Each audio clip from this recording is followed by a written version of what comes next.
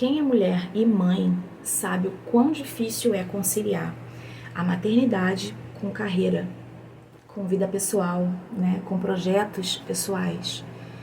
Não tem como você equilibrar todos os pontos dessa equação e dar um resultado perfeito para todos os lados. Em vários momentos você acaba tendo a obrigação de dar um passo atrás e tentar melhorar algo, tentar reavaliar para ver o que deu errado ali naquele ponto. E eu tenho certeza que isso aí não é um conflito passageiro, isso é um conflito constante na vida de muitas mulheres. E eu hoje estou aqui para compartilhar a minha versão disso, do que foi que eu passei. Então eu já te peço para você se inscrever no canal, ativar o sino das notificações. Então, eu fui funcionária durante muitos anos, né, de empresas de telefonia, e há quem diga que eu tinha uma trajetória boa, né, tanto como vendedora quanto como promotora de vendas. E chegou um momento em que, depois que eu tive a minha filha, né, que eu não sei o que aconteceu, mas eu mudei a minha postura, eu acho que eu fiquei mais aguerrida. Eu sempre fui muito combativa, né, nas minhas vendas, eu sempre fui uma vendedora muito proativa, que eu não esperava o cliente vir até mim, né, eu gostava de fazer as abordagens e tal, sem ser invasiva demais, mas eu sempre gostei dessa postura, de observar o cliente que de repente estava numa vitrine. Não era aquela pessoa que chegava ali e você fica, já posso ajudar? Não, eu observar mesmo o que é que o cliente estava olhando, porque às vezes o cliente estava vendo um preço, não sabia identificar qual era a diferença de um aparelho para o outro, e eu sempre fui de fazer uma abordagem, uma aproximação mais combativa. Mas depois que eu tive a minha filha, talvez eu tenha ficado mais aguerrida, porque eu acho que eu tomei um pouco mais de espaço, sabe, do salão. Acho que a gente aprende a ter uma visão multifocal depois que a gente é mãe, porque você não tem o direito de você prestar atenção em uma coisa só. A gente parece que liga um botãozinho e a gente fica ligada em trocentas coisas ao mesmo tempo, porque é o leite fervendo, é o feijão no fogo, é a máquina de lavar funcionando, é a televisão ligada, é a criança que está com controle remoto, está querendo tacar pela janela. Então, assim, são várias coisas ao mesmo tempo e que a gente tem que dar conta de tudo ao mesmo tempo para que quase nada dê errado. E talvez depois que eu tenha tido a minha filha, né, meses depois que eu tenha tido a minha filha, essa visão multifocal da maternidade eu tenha levado para dentro do meu trabalho. Porque assim que acabou a licença maternidade, eu voltei a trabalhar. Na época, a minha gerente, né, da loja, ela me chamou para conversar e me falou que eu tava diferente, que eu tava de um jeito diferente, que ela ia me colocar num projeto para que eu conseguisse, de repente, se eu me destacasse lá, conseguir uma promoção. E aí vieram várias coisas ao mesmo tempo na cabeça, porque essa promoção, esse treinamento, ele não iria ficar ali, e eu morava, né, perto, próximo da loja, e aquilo para mim era uma vantagem, porque a minha filha era pequena, quem tomava conta era a minha mãe, e se acontecesse algo e eu precisasse correr para casa, eu estava próximo. E se eu aceitasse entrar nesse treinamento, eu não teria mais esse privilégio. Eu teria que pegar ônibus lotado bem de manhã cedo e voltar muito tarde. Porque quando você entra num programa, quando você entra assim num processo seletivo para progressão de carreira, né, principalmente em comércio, você sabe que você deixa de ser cobrado pelas suas metas de vendedor e você passa a ser cobrado pelas suas metas de subgerente, de gerente. E com elas vem a sua falta de autonomia de falar assim, ó, chegou meu horário, deu meu horário, preciso ir. Não, porque a responsabilidade da loja fica nas suas costas.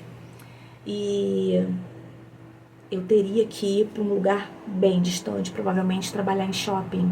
Eu trabalhava em loja de rua, eu chegava na loja por volta das 9 horas e saía às 7.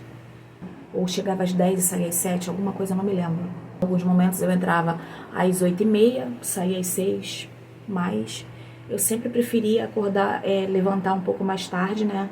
Porque eu também tinha um tempinho com a minha filha, fazer toda a rotina da manhã dela e tal, porque ela ainda era um bebê. Eu tive que colocar tudo isso na balança e recusar.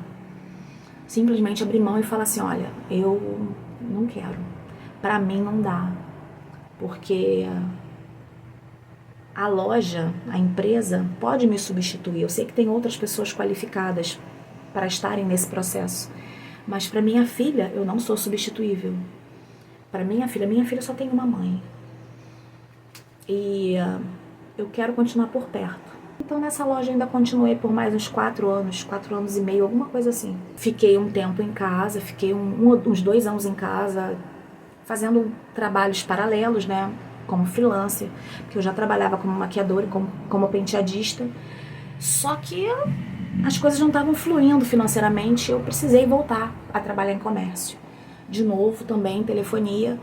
E aí que acho que essa foi a pior decisão da minha vida em relação a trabalho, porque era um caos. Ser contratada para fazer uma coisa e desvio de função não é legal. A gente sabe que às vezes no dia a dia acaba rolando, né? Acaba sendo necessário, mas quando você faz um desvio de função assim tão brusco, tipo você ser contratado para você trabalhar dentro de uma loja fazendo venda e você ser conduzido, convidado, instigado, né? Cutucado, aí fazer venda na rua, de porta a porta, não dentro do seu município.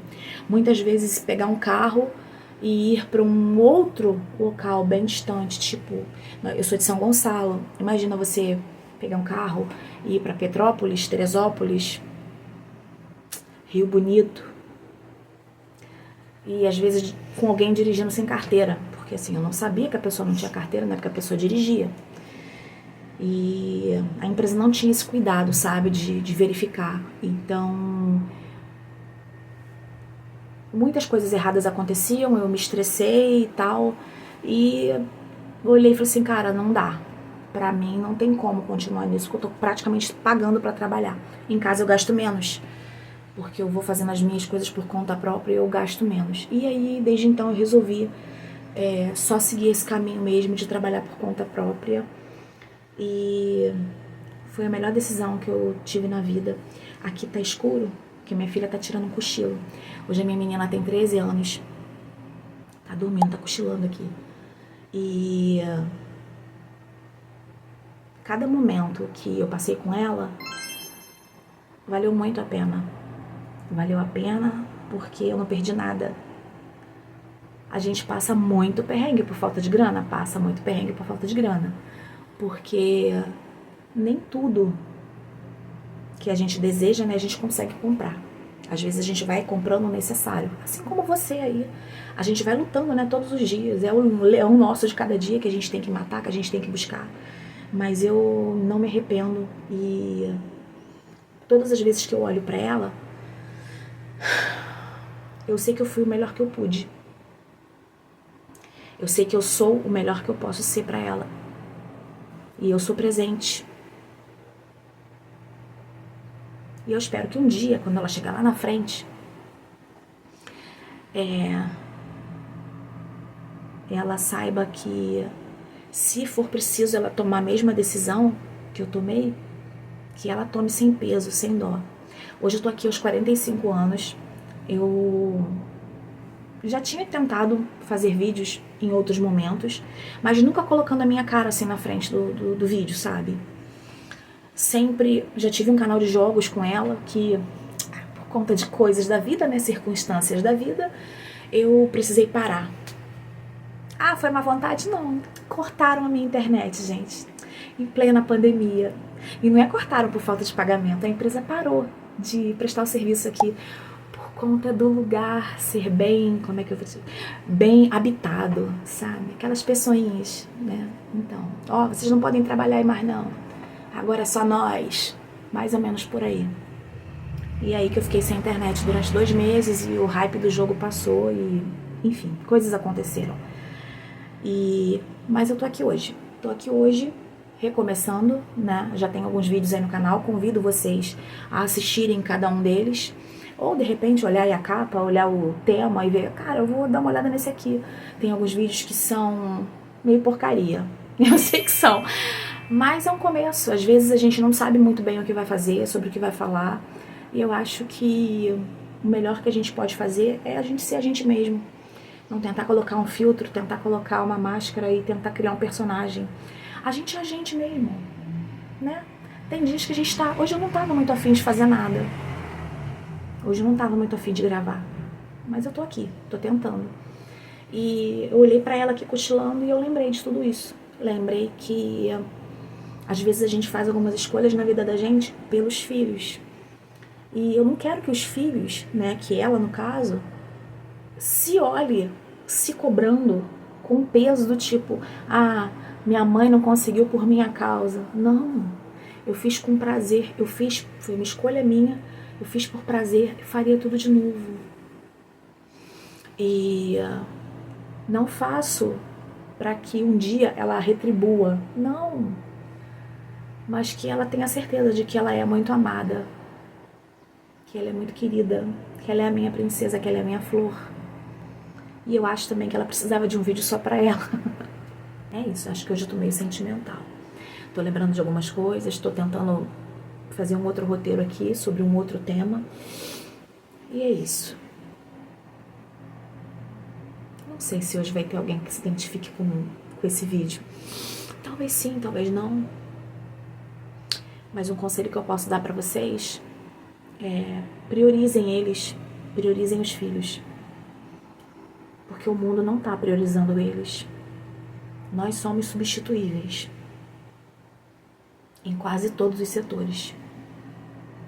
Nem para conversar a gente precisa mais de amigos, sabia? Hoje a gente tem inteligência artificial.